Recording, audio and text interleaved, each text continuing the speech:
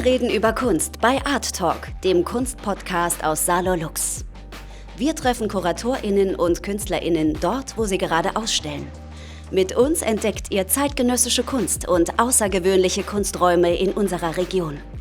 Werdet Teil von Galeriegesprächen, Ausstellungseröffnungen und Finissagen. Art Talk hört ihr überall dort, wo es Podcasts gibt. Hallo und herzlich willkommen zu einer neuen Folge von Art Talk, unser Kunstpodcast für Saarler Lux. Heute sind wir in der Städtischen Galerie Neunkirchen in der Ausstellung von Armin Rohr mit dem Titel Aller Vergeblichkeit zum Trotz singe ich weiter mein Lied über Anomalien, Zufälle und Wahrscheinlichkeiten. Zu sehen sind großformatige Gemälde sowie Zeichnungen und Aquarelle, die seit 2019 entstanden sind. Die Fotos der besprochenen Werke sind wie immer auf meinem Blog zu sehen.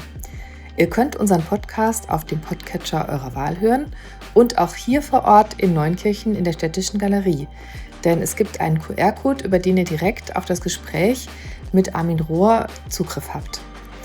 Diese Folge von Art Talk wurde gefördert vom Ministerium für Bildung und Kultur des Saarlandes. Herzlichen Dank dafür. Ich freue mich jetzt sehr auf die exklusive Führung durch den Künstler Armin Rohr persönlich und wünsche euch viel Spaß beim Zuhören. Eure Verena Feldbausch.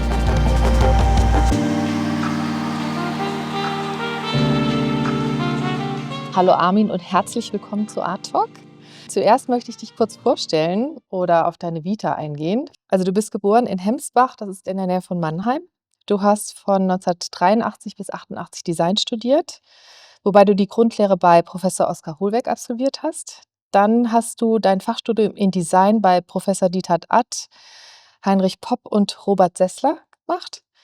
Und schließlich 94 bis 98 hast du bei Professor Bodo Baumgarten Malerei studiert und bist dann auch 98 zum Meisterschüler ernannt worden bei Bodo Baumgarten. Du lebst und arbeitest in Saarbrücken. Ja. Was hast du zwischen 1988 und 94 gemacht und was hat dich damals, also in den frühen 90er Jahren, bewogen, den Weg des Künstlers einzuschlagen? Ja, grundsätzlich war es so, dass ich während dieses Grafikdesign-Studiums in der Fachhochschule schon gemerkt habe, dass das eigentlich überhaupt nicht mein Weg ist.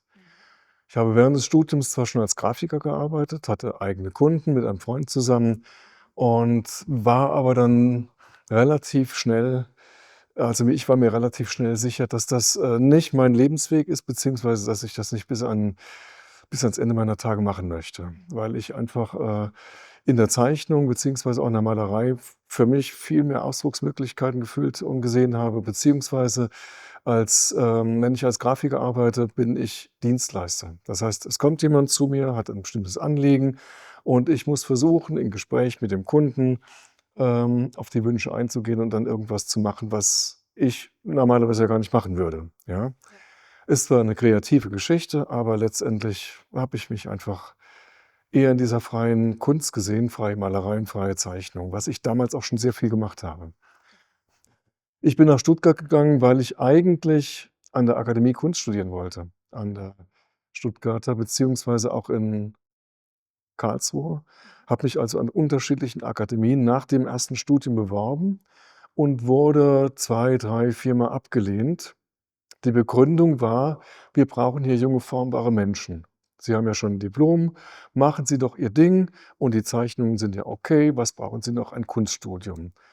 Und dann habe ich ein paar Jahre in Stuttgart erst einmal als freier Grafiker gearbeitet, um Geld zu verdienen, aber auf der anderen Seite habe ich versucht, Kontakte zu kriegen zu Künstlern, Künstlerinnen.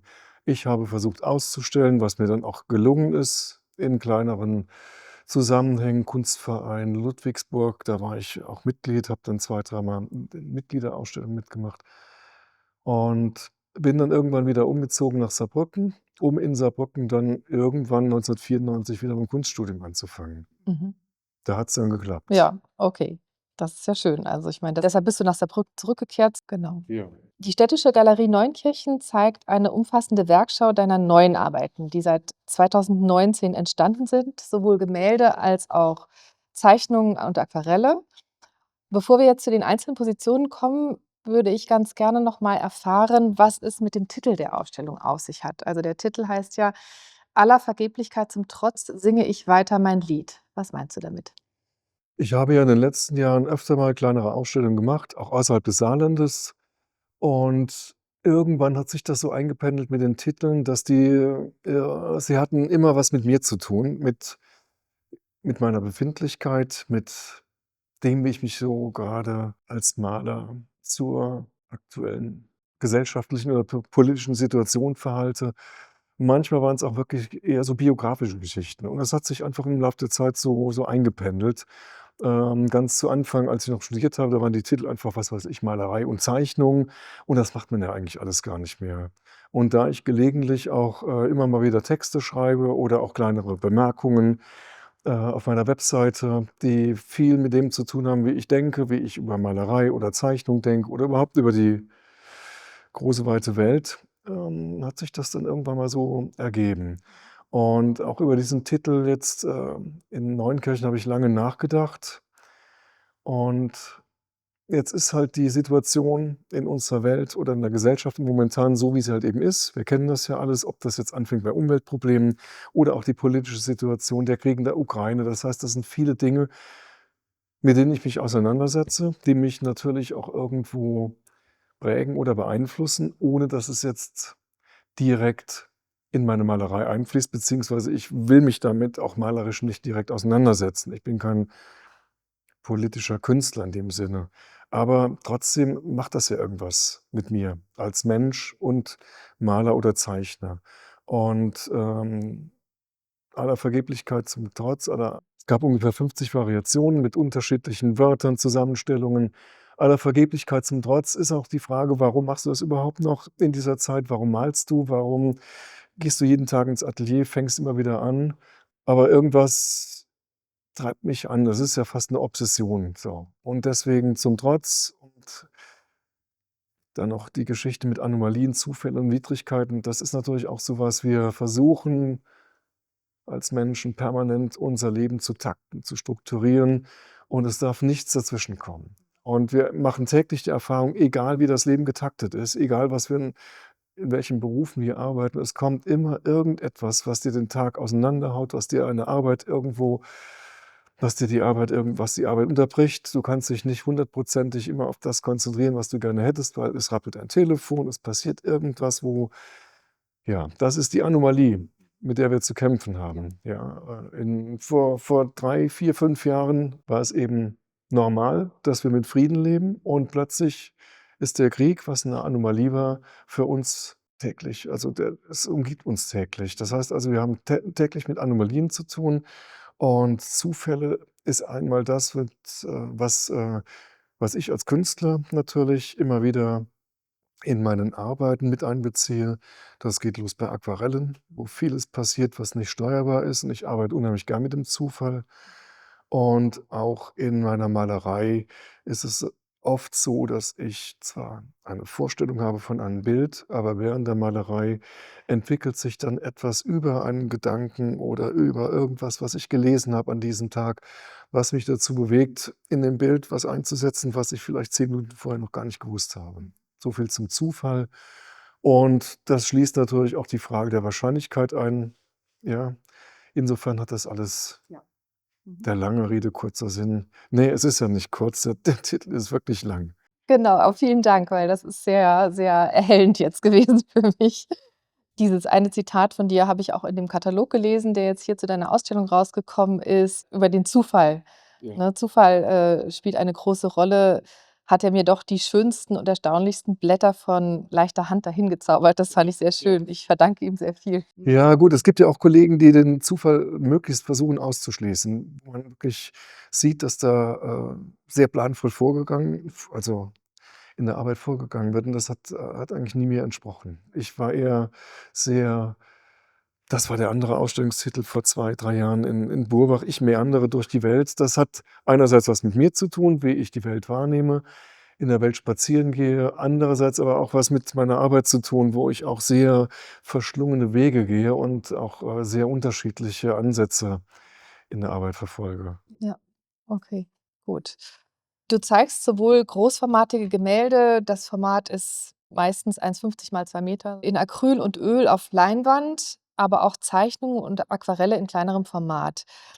Wenn wir in die Ausstellung kommen, dann stehen wir eigentlich direkt vor diesen großformatigen Arbeiten und die sind teils mit Figuren, aber auch teils mit Gegenständen bestückt. Das sind die sogenannten Waldorte. Also fast alle deine Bilder heißen, glaube ich, ohne Titel. Ich möchte jetzt direkt zu dem ersten Bild kommen, das man sieht, wenn man in die Ausstellung kommt. Das erste große Bild, das heißt ohne Titel, in Klammern das letzte Bild und ist 2025 entstanden. Warum nennst du das alles ohne Titel? Das ergab sich irgendwann mal vor langer, langer Zeit, als ich noch phasenweise ungegenständig gearbeitet habe und ich von Bild zu Bild sehr lange und viele Arbeiten gemalt und gezeichnet habe und zunächst mal mir gar keine Gedanken darüber gemacht habe, was könnte ich jetzt überhaupt diesen Arbeiten für oder diesen Serien für übergeordnete Themen, Bildüberschriften oder Bildunterschriften geben. Und dann habe ich auch gemerkt, dass jetzt gerade in dieser Phase der Titel nicht unbedingt viel bringt, weil ja jeder in so ungegenständlichen Arbeiten sieht, was er sehen will. Ja. Aber es gab dann doch Titel, wo ich gemerkt habe, es gibt Arbeiten, da zieht sich entweder eine bestimmte Farbe durch oder eine bestimmte Struktur. Oder ich habe dann an einem bestimmten Tag in der Zeitung oder in einem Buch irgendwas gelesen, was mich durchaus irgendwo wo ich eine Assoziation hatte zu einem der gemalten ungegenständlichen Bilder. Und dann fing ich an, die Titel in Klammern zu setzen, weil ich das Gefühl hatte, wenn jetzt irgendwann jemand in 100 Jahren so ein Bild sieht, muss ja nicht unbedingt der Titel dabei stehen. Ja, der Titel ist hilfreich oder auch mal ein Kontrast zu dem Bild, aber nicht unbedingt wesentlich mit dem Bild verbunden in dieser abstrakten Zeit, in dieser ungegenständlichen Zeit. Aber das hat sich dann auch in diesen gegenständlichen, figürlichen Arbeiten so fortgesetzt. Ja, es gibt durchaus Ausstellungen, wo ich für Bilder, die ich schon mal gezeigt habe, für ein Bild, was ich in der Vergangenheit gezeigt habe, in einer anderen Ausstellung, je nachdem, wie das übergeordnete Thema ist, dann doch noch mal 'n anderen Titel finde, der mir besser gefällt. Also, die Klammer sagt eigentlich für mich aus, es ist nicht unbedingt verbindlich, dieser Titel gemeint. Er kann sich ändern, je nach Zusammenhang. Okay, dann habe ich das verstanden, gut. Wir sehen jetzt hier dieses erste Bild erst mal an. Also, wir sehen fast ein Idyll, also, finde ich, also, auf 'n ersten Blick sieht's aus wie 'n Idyll, aber irgendwie ist es doch kein Idyll, ja? Also, du siehst diesen Maler, der da zurückgelehnt sitzt. Ist er erschöpft oder ruht er sich nur aus? Und dann siehst du vor ihm halt diese Palette und diese Farbtuben. Im Hintergrund der bedrohlich brennende Wald.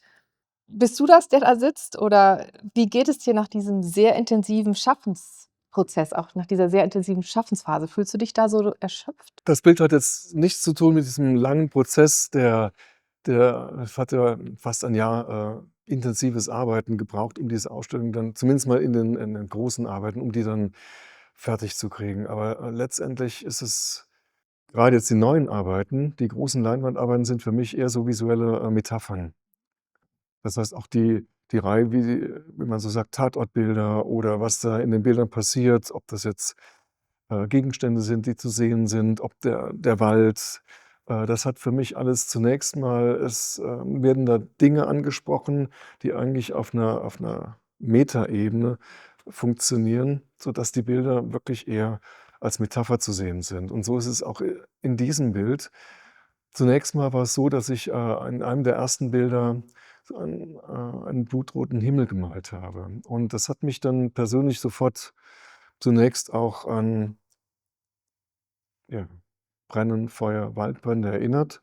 Und das erste Bild ist ungefähr vom Jahr entstanden. Und dann dachte ich, damit kann ich wahrscheinlich in einem der nächsten Bilder noch arbeiten. Und es hat dann wirklich sehr, sehr lange gedauert, bis ich zu dem Bild kam, wo ich dann auch das Thema Feuer und Wald umgesetzt habe. Aber wie gesagt, wirklich eher als Metapher. Jetzt nicht als der brennende Wald, sondern wirklich eher als Zustand, als innere Befindlichkeit oder auch als Sinnbild für das, was jetzt im Moment überhaupt mich bewegt und was passiert. Insofern, ja, so viel zum Einstieg. Und auch in diesem Bild war eigentlich, wie überhaupt in den großen Bildern, überhaupt noch nicht klar, welche Gegenstände ins Bild kommen, beziehungsweise ob da überhaupt eine Person hinkommt. Zunächst war einfach mal diese Waldszene Waldszenerie mit Feuer, so ein bisschen angedacht, auch in der Untermalung. Und dann kam ich halt irgendwo auf die Person, die da sitzt. Das ist noch nicht mal als Ausgangsbasis noch nicht mal das bin noch nicht mal ich, aber es könnte ich sein. Und auch die Leinwand, die dann dazugekommen ist, das sind Dinge, die haben sich wirklich so in diesem malerischen Prozess der Untermalung so ergeben. Und plötzlich hatte das Bild für mich so eine Erzählung, so eine, ja, so eine Geschichte, die stimmig war, die natürlich dann im Rückblick vielleicht auch was mit der Ausstellung, mit der Vorbereitung zu tun hat.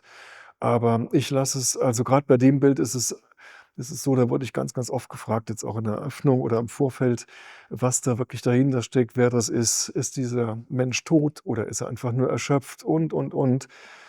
Ich glaube, bei dem Bild möchte ich gar nichts erzählen, weil ich habe das Gefühl, dass da viele ihre eigene Geschichte dazu sehen.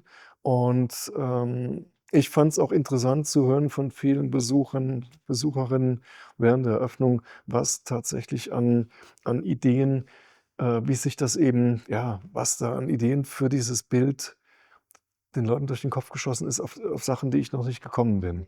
Insofern ist das eigentlich ein Bild, wo ich am wenigsten erklären möchte, weil für mich ist es auch nicht eindeutig. Ja, Das ist ja mit Sicherheit nicht. Aber Wald, ich meine, dieser Waldbrand hier, ja klar, den würde ich auch jetzt als Katastrophe, als Naturkatastrophe halt interpretieren. ja. Also Ja, also ich meine auch die Geschichte mit der Erschöpfung. Letztendlich sitzt da jemand in der Landschaft, es ist eine weiße Leinwand, im Hintergrund brennt's. Die natürlichste Reaktion wäre, dass man aufsteht und flüchtet. Aber eben, da gibt's so viele Möglichkeiten, in dieses Bild einzusteigen, auch über die Farbigkeit jetzt im Hintergrund und. Da soll jeder sich seine eigene Geschichte ausdenken. Grundsätzlich erwarte ich ja von den Menschen, die in meine Ausstellung gehen, schon auch, beziehungsweise so wie ich es auch mache, wenn ich in eine Ausstellung gehe und mir Malerei betrachte, versuche ich auch nicht zu fragen, was will der Künstler mir damit sagen, sondern ich frage zunächst mal, was passiert mit dem Bild? Was passiert da? Wie ist das Bild gemalt? Was will das Bild eigentlich erzählen? Ich untersuche es nach den Gegenständen oder nach der Art und Weise, wie es komponiert ist, wie ist die Farbe eingesetzt, was gibt es für Strukturen. Und ich denke, dann kann man als Betrachter auch versuchen, möglichst viel eigenständig da sich versuchen, was zu erarbeiten. Finde ich viel spannender. Das stimmt, das ist auch sehr reizvoll, auf jeden Fall. Diese großformatigen Gemälde sind zwischen 24 und 25 entstanden. Und sie enthalten ja Gegenstände und Figuren. Und zum Beispiel ist da hinten ein zurückgelassener Campingstuhl, ein Hochsitz, ein kaputtes Auto, ein Teddybär ist, glaube ich, da hinten, ein Turnschuh und auch diese rot-weißen Absperrbänder, die jetzt auch hier so auf dem Boden in der Galerie liegen. Ich habe gelesen in dem Katalog, die Vorlagen kommen von Fotos und Videostills aus einschlägigen Filmen. Welche Filme sind das und welche Bedeutung haben diese Gegenstände? Oder ist es auch wiederum so, dass sich da jeder seine Geschichte denken soll? Zunächst mal zum Ursprung der Fotos, beziehungsweise woher kommt das? Zum einen ist es so, dass ich schon sehr lange über diese Bilder nachgedacht habe. Das heißt, ich habe immer mal wieder, während ich irgendwelche Krimis geguckt habe im Fernsehen, beziehungsweise übers Netz gestreamt, den Film angehalten und ein Foto gemacht, weil ich dachte, da kann man irgendwann mal was draus machen. Weil ich noch nicht genau wusste, was es ist. Mir hat einfach der Einstieg gefehlt. Es war einfach nur der Gedanke, in Zukunft werde ich mal irgendwas machen. Und als dann klar war, dass hier die Ausstellung 2025 im März eröffnet wird, vor einem Jahr haben wir das irgendwo so ein bisschen abgesprochen, dachte ich, jetzt ist vielleicht die Gelegenheit, mit diesen Fotos was zu machen. Ja. Und es hat sich dann auch sehr schnell schon im ersten Bild rausgestellt, dass ich nicht ein Foto nehme und das umsetze, sondern dass ich diese Szenerien, diese Menschen in diesen weißen Anzügen, wie man es halt vom Krimi kennt, dieses typische Klischee halt eben. Das fängt ja in vielen Krimis so an, dass man einen Tatort sieht und Leute stochern irgendwo rum, suchen etwas. Das war so die Ausgangslage. Und ich habe diese Bilder eigentlich nur als Ideen Ja, Anlass genommen, um daraus Bilder zu komponieren. Das heißt, es gibt vielleicht 1 oder 2 Bilder, wo ich mehr oder weniger am Bild, am Foto dran war, aber die meisten sind letztendlich, genau wie das letzte Bild, aus dem Kopf komponiert. Das heißt, die Wälder, so wie man sie sieht, die Landschaften existieren als Foto nicht. Ich habe dann mehrere Vorlagen, wo ich dann geguckt habe, was für Bäume setze ich da rein, wie gehe ich mit den Strukturen um. Das mal so viel zu den Szenen und auch die Menschen. Es gibt da hinten so ein Hochformat, da stehen, was weiß ich, 10, 19 Menschen in der Landschaft rum. Das sind die meisten aus dem Kopf gemalt. Das geht dann relativ schnell und ruckzuck. Das Wichtige ist, dass es einigermaßen von der Perspektive stimmt. Mhm. Das ging dann, ja, weil ich einfach früher viel Aktzeichnen gemacht habe, hat man so 'n bestimmtes Formenrepertoire im Kopf und Menschen in Anzügen, die sowieso 'n bisschen unförmig aussehen, das ist relativ einfach. Ja, und für bestimmte andere Situationen hatte ich dann auch Menschen, die sich bücken oder irgendwas machen, die ich dann irgendwo in meine Landschaften gesetzt habe. Und so ging's dann auch weiter mit diesen, Gegenständen, die dann manchmal am Schluss noch dazugekommen sind, bevor ich eigentlich also, am Anfang wusste ich noch gar nicht, wie sich das Bild entwickelt. Ich entscheide vieles in diesen Bildern sehr, sehr intuitiv. Also, du machst dir jetzt keine Skizze zum Beispiel, oder machst du dir Skizzen vorher und überlegst: „Aha, da kommt jetzt der Baum hin“ und Ne, Ich Es gibt ein Bild, wo ich tatsächlich eine Skizze gemacht habe, aber eher als Gedankenstütze, dass ich's nicht vergesse, mit diesem Bild anzufangen. Weil man hat so viel im Kopf und vergisst es dann wieder. Und, grad bei dem letzten Bild, was 2025 entstanden ist, das Bild mit den Menschen und den Kisten, da, dachte ich, das musst du dir aufheben, den Gedanken musst du notieren als kleine Skizze im Skizzenbuch, sonst ist der am nächsten Tag weg. Das passiert nämlich relativ oft. Aber normalerweise ist es dann so, dass ich bei den Bildern wirklich ohne Skizze rangehe. Das heißt, ich fange mit 'ner Acryluntermalung an und setze irgendwo 2, 3 Bäume beispielsweise in eine Landschaft, überlege mir, ob der Horizont eher tief ist oder hoch. Und im Laufe der Malerei könnte es passieren, dass der vordere Baum zu groß ist, also muss er weiter weg und kleiner werden. Das schiebe ich dann 'ne Zeit lang hin und her, bis ich dann sicher bin und dann fange ich mit Öl an, das Ganze weiterzuarbeiten.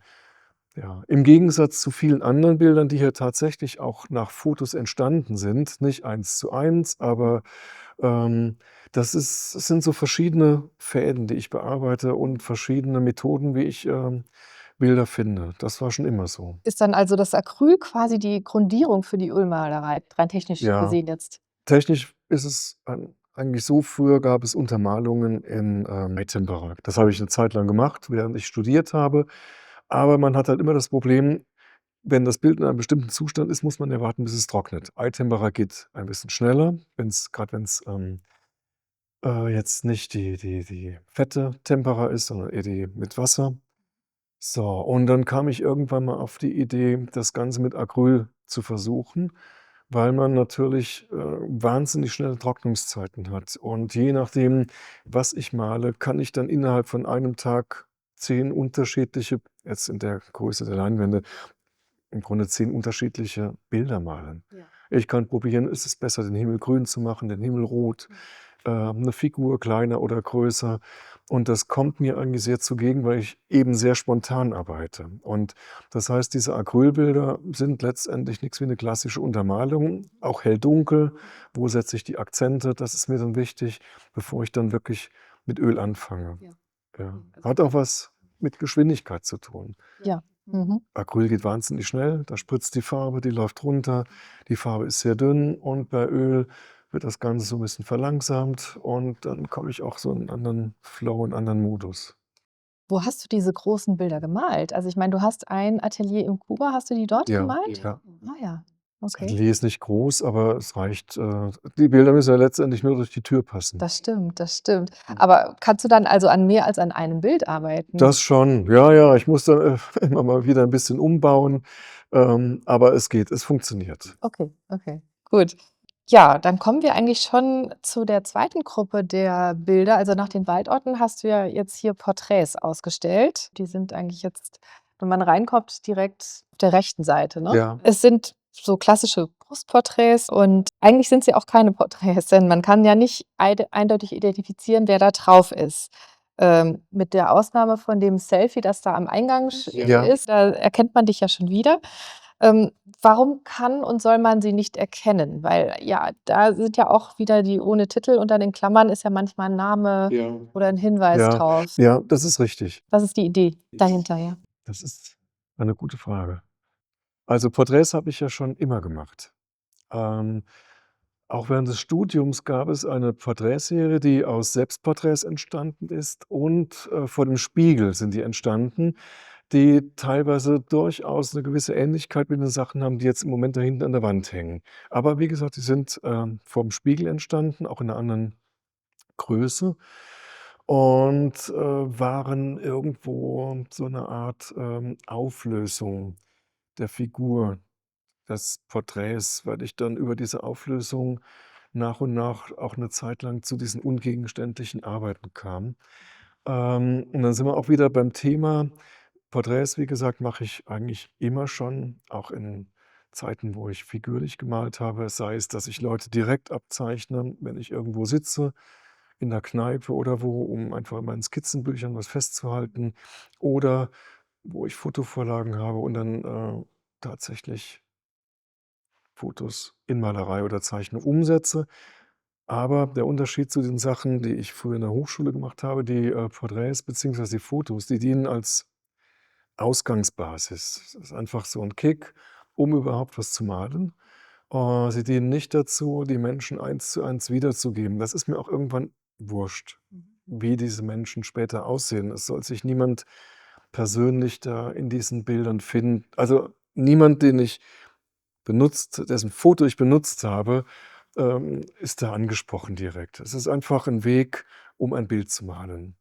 So, das ist das eine. Es gab, bevor die Ausstellung hier geplant wurde, habe ich an einem, Porträt gemalt, meine Mutter gemalt, die seit 3 Jahren dement ist. Und dieses Bild war relativ, in Anführungsstrichen, sage ich jetzt mal, realistisch. Das heißt, meine Mutter war in den wesentlichen Zügen Gesichtszügen zu erkennbar dargestellt, ähm, hat aber für mich plötzlich nicht mehr funktioniert, weil ich mir überlegt habe, dass von Woche zu Woche mittlerweile der Zustand fortschreitet, relativ schnell. Sie baut unheimlich ab. Das heißt, die Persönlichkeit verschwindet. Und dann war ich wieder in diesem Thema, was ich auch in der Hochschule hatte, dieses Auflösen. So 'ne Persönlichkeit löst sich auf. Sie ist einfach immer weniger da, weil sie sich nicht mehr erinnern kann. Und, im Laufe dieses Malprozesses habe ich aus diesem realistischen Bild immer mehr die wesentlichen Gesichtszüge übermalt, sodass dann im Hintergrund hängt's ja, dieses Bild entstanden ist, wo letztendlich nichts mehr Menschliches in diesem Bild zu sehen ist. Aber plötzlich war das deckungsgleich mit dem, was ich jetzt, sagen wir mal, empfunden habe, wenn ich an meine Mutter denke. Und das war so 'n bisschen Ausgangsbild für die kommenden, die immer zwischendurch entstanden sind. Auch da ist der Gedanke ja schon so, man hat ich hatte als Ausgangsbasis in der Malerei, in der Untermalung immer wieder, erkennbare ähnliche Bilder. Das heißt, die Leute haben sich erkannt und ich habe einmal meine Tochter da hinten gemalt und da kam eine Frau, als die Acryluntermalung fertig war und sagte: „Oh, lass das, das ist ja ganz toll.“ Aber ich konnte es ja nicht so lassen, weil ich, was anderes es hat einfach nicht dem entsprochen, was ich, und davon abgesehen ist es auch so, dass viele Bilder, die ich benutze, auch das von meiner Mutter, aufgrund von Schnappschüssen entsteht, die ich mache oder die mir irgendwie im Netz auffallen. Das heißt, das sind jetzt keine klassischen Porträtfotografien, sondern es sind einfach Schnappschüsse, wo wesentliche Bestandteile eines Porträts eines Menschen ja sowieso fehlen. Es fehlt die Sprache, es fehlt die Bewegung und für mich ist so ein Foto sehr unzulänglich. Ich kann nicht die Persönlichkeit eines Menschen anhand eines Fotos darstellen. Ich brauche da noch irgendwas anderes. So, und dann über die Auflösung, über die Malerei habe ich auch das Gefühl gehabt, bin ich von einem persönlichen Bild zu einem allgemeinen Bild gekommen, wo sich vielleicht sogar mehr Leute mit identifizieren als mit einem klassischen Bild, wo jemand fragt: wer ist denn das? Das ist der sowieso. Ach so.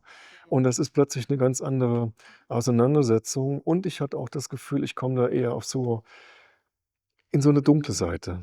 Dr. Jekyll und Mr. Hyde, Jekyll und Hyde-Geschichte, was ja in allen von uns irgendwo steckt. Und das hat mich immer mehr interessiert, diese dunkle Seite. So ist es auch bei Filmen, bei Büchern. Grundsätzlich interessiert mich eher so diese dunkle Seite in uns, die in uns allen irgendwie steckt, auch in der Malerei. Und trotzdem, benutzt du ja wirklich ganz grelle und helle und eigentlich fröhliche Farben. Also, ich finde sie jetzt nicht, irgendwie dunkel, ja? Also, ich Ja. finde, es ist ja eine wahnsinnige explosive Farbigkeit in deinen Bildern und, hat die sich jetzt noch mal gesteigert in den letzten Jahren? Also, weil ich habe mehr jetzt so Aquarelle oder Papierarbeiten im Kopf. Da Mhm. war es, also, die sind ja auch eigentlich nicht ganz so grellfarbig, aber hier diese großformatigen Bilder und auch die Porträts finde ich schon sehr, bunt. Ja. Na, ich glaube, gesteigert hat sich nicht. Es gab auch mal Phasen, wo ich dann eher sehr reduziert gearbeitet habe, so vor 15 Jahren, so eine Phase, wo ich wirklich fast weiße Gesichter gemalt habe. Nur eine Farbe, meistens rot oder blau irgendwo so ein bisschen dezent noch, zu sehen war. Aber im Großen und Ganzen hat mich diese Farbigkeit immer schon interessiert, auch in der Akademie. Und, jetzt gerade was diese Themen betrifft, die jetzt hier in der Ausstellung angesprochen werden, ist es natürlich auch so ein bisschen ein Komplementärkontrast. Auf der einen Seite hat man diese Düsternis, die in den Bildern thematisch teilweise auch drinsteckt, was die Leute auch spüren, wo sie mich darauf angesprochen haben. Aber andererseits hat man diese Farben, die gerade was die Landschaften betrifft, dann zunächst mal eher so was Idyllisches haben, auch irgendwas, was Menschen sofort anzieht. Ja, man sieht relativ viele und kräftige Farben und die Bilder schaffen sich einen ganz anderen Raum. Und wenn ich mir vorstelle, die wären jetzt eher in Schwarz-Weiß oder in gedämpften Farben gehalten, dann würde mir 'ne Dimension irgendwas würde mir fehlen, ja, was die Bilder vielleicht auch doch noch mal in so 'ne andere was den Bildern auch 'ne andere Wendung gibt. Ja, ja, das, auf jeden Fall. Kommen wir jetzt aber zu den Aquarellen und Zeichnungen mal zu sprechen, ja? Die sind ja, kleinere Formate, meistens auf Papier, mit Bleistift, Tusche, Kreide, Filzstift und so. Das sind oft Personengruppen oder Einzelpersonen. Sieht auch für mich manchmal aus wie so Ferienschnappschüsse irgendwie. Äh, Sind das auch welche, wirklich die du wir können ja mal 'n bisschen rumlaufen. Ähm, Jetzt dieses hier mit dem sind so 2 Personen und die rechte Person hat so 'n Ringel-T-Shirt an. Ja. Also Also, die Bilder sind meistens nach Ferienschnappschüssen entstanden. ja. Entweder finde ich die über Freunde, Verwandte, Bekannte, die werden mir zugeschickt. Man fährt zusammen in Urlaub und tauscht Bilder aus. Manche mache ich dann. Und, oft ist es so, dass ein Foto von der Komposition her nehme ich 'n Foto und setze das 1:1 um, ohne viel zu verändern. Es gibt aber auch Fotos, wo ich dann bestimmte Elemente komplett weglasse oder Personen hinzufüge. Was mir irgendwann aufgefallen ist, während Corona habe ich ja viele Bilder gemalt nach diesem Barockmaler Pompeo Batoni. Ja, das war ein Maler, der in Rom gelebt hat und Touristen gemalt hat, die in Rom 'ne Zeit lang gelebt haben und dann natürlich als Souvenir ein Porträt 'n repräsentatives Porträt von ihm gemalt mitgebracht haben, um zu zeigen: „Guck mal da, das bin ich. Ich war in Rom.“ Die waren angereichert mit Symbolen, mit Gegenständen, vielleicht war auch mal 'n Hund da und alle oder 'ne Skulptur.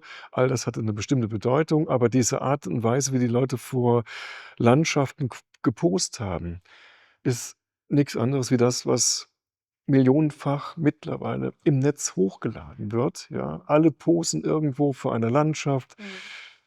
Das ist irgendwas, was nix Neues ist, ja. Stimmt, ja. Insofern hat mich das, irgendwann auch interessiert, diese Inszenierung von Menschen, irgendwie ganz banale Geschichten, die ich dann versuche, so 'n bisschen auch, zu ironisieren, gerade jetzt in den Zeichnungen, ähm, um das Ganze so ein bisschen auf die Spitze zu treiben. Und wenn es um, ja, Landschaften geht, versuche ich dann natürlich auch über eine Farbigkeit, die nichts zu tun hat mit dem, was wir kennen, dass der Himmel zum Beispiel rosa ist oder rot oder vielleicht auch giftgrün, unterschwellig da auch so ein bisschen Unbehagen mit ins Spiel zu bringen.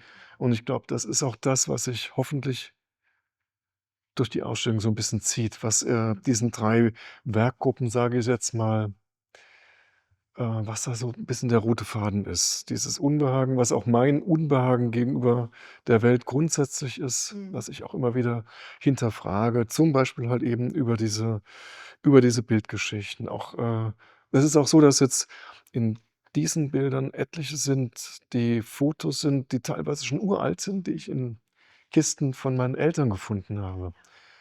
Das sind Fotos von der Hochzeitsreise meiner Eltern, was jetzt auch schon 60 Jahre her ist. Die unterscheiden sich in der Zeichnung, in der Malerei durch nichts, was, vor einem Jahr aufgenommen worden war. Also insofern ist das uralt Ja. als Thema. Das stimmt, ja, auf jeden Fall. Ja, das zieht sich wirklich über die Jahrzehnte. Wir kennen's, wir Ja, machen das alle, genau, ja. genau. Du hast auch mal gesagt, zitiere dich noch mal aus dem Katalog: „Eine Bleistiftzeichnung ist immer wieder ein sehr gutes Konzept.“ Was willst du uns damit sagen? Ich habe ja als Zeichner angefangen, auch schon vor dem ersten Studium Grafikdesign. Ich habe immer schon gezeichnet und habe eigentlich seit diesem ersten Studium immer, wenn ich aus dem Haus gehe, einen Skizzenblock in einem Rucksack oder in der Tasche und einen Bleistift. Das heißt also, das ist für mich so die rudimentärste Form überhaupt, mich auszudrücken. Es funktioniert überall. Ich brauche keinen Strom, ich brauche keinen WLAN.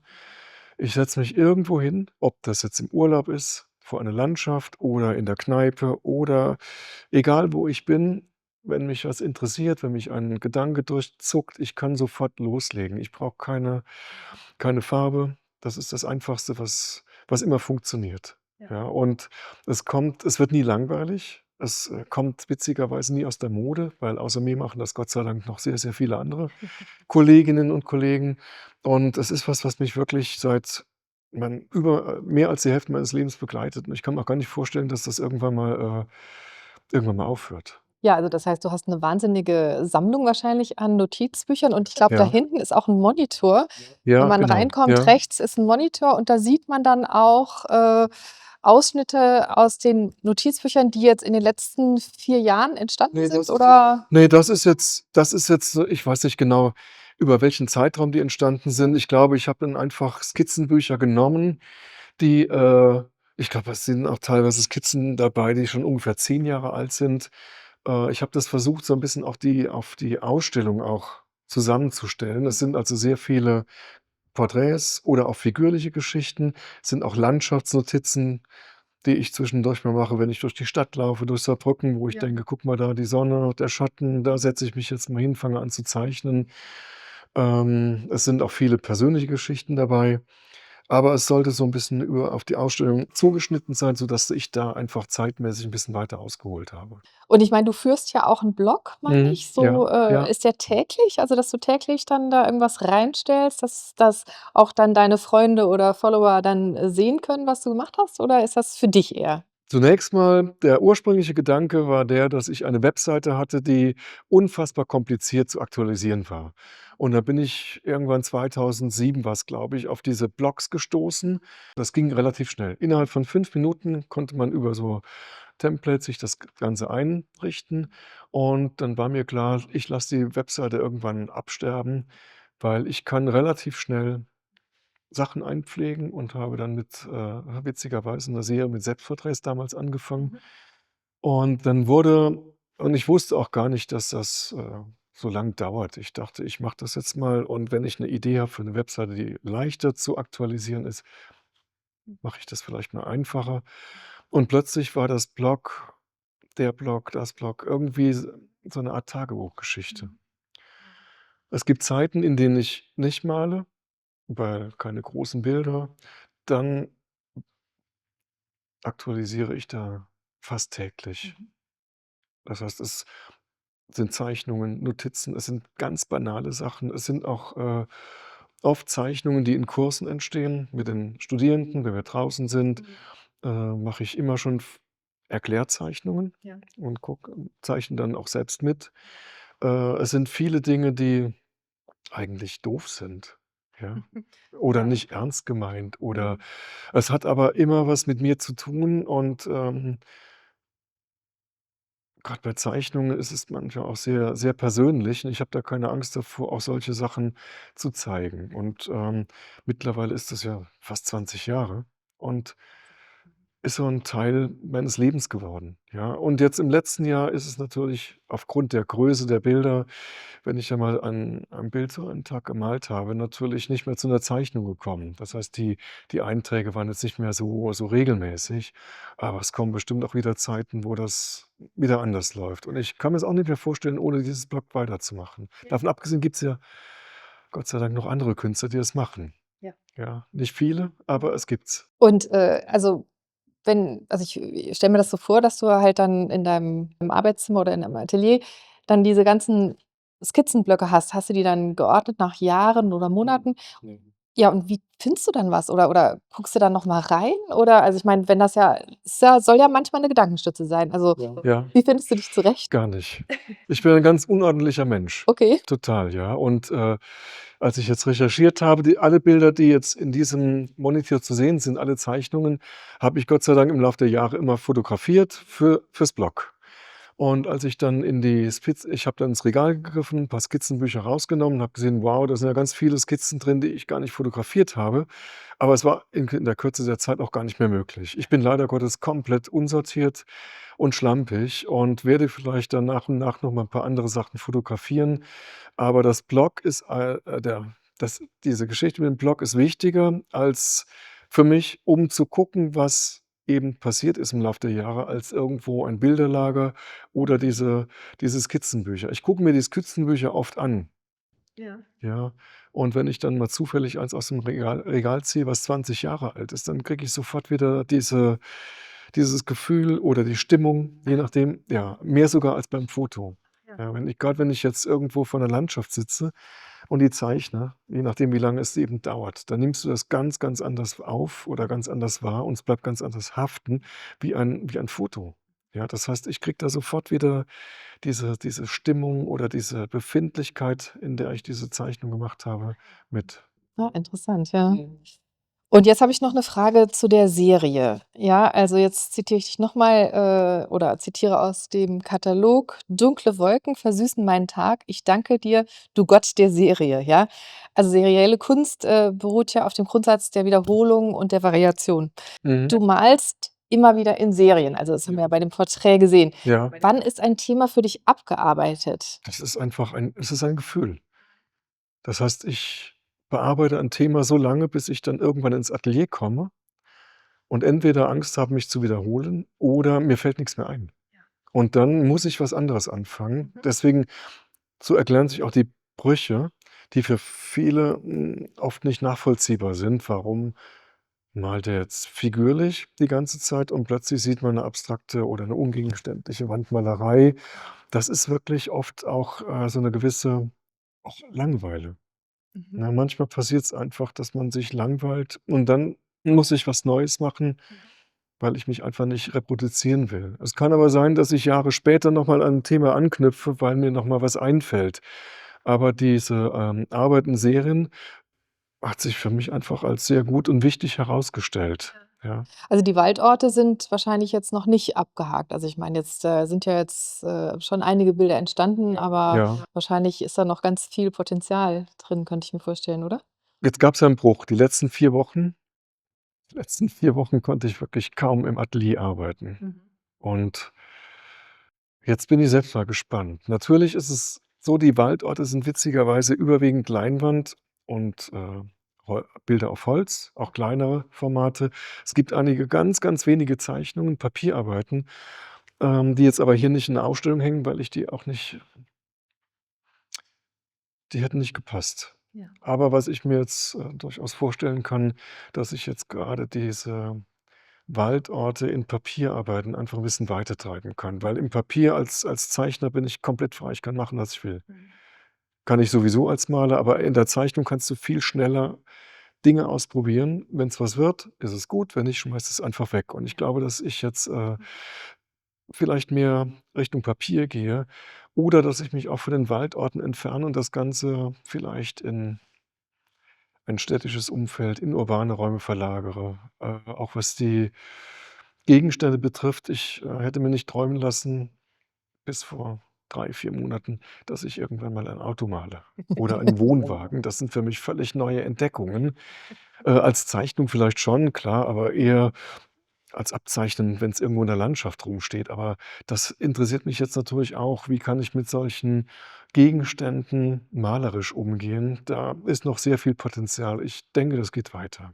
Ja. Schön, super. Vielen Dank. Okay, das war's schon. Das war's schon. Ja. Sei denn, du willst noch irgendwas sagen, was ich irgendwie vergessen habe zu fragen. Ne, ich glaube, wir haben so viel angesprochen. Ich weiß jetzt gar nicht mehr, was das.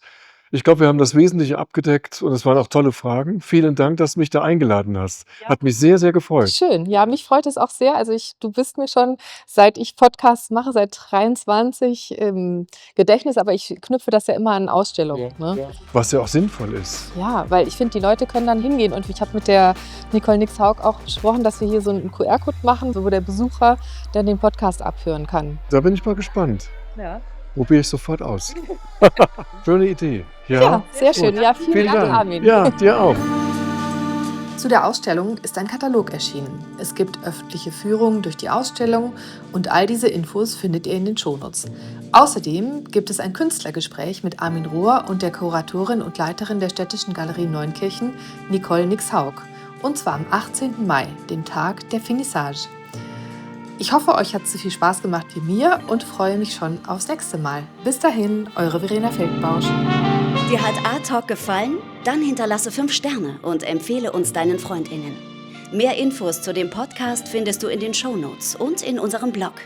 Sei wieder dabei, wenn es heißt, wir reden über Kunst bei Art Talk, dem Kunstpodcast aus Saarlor Lux.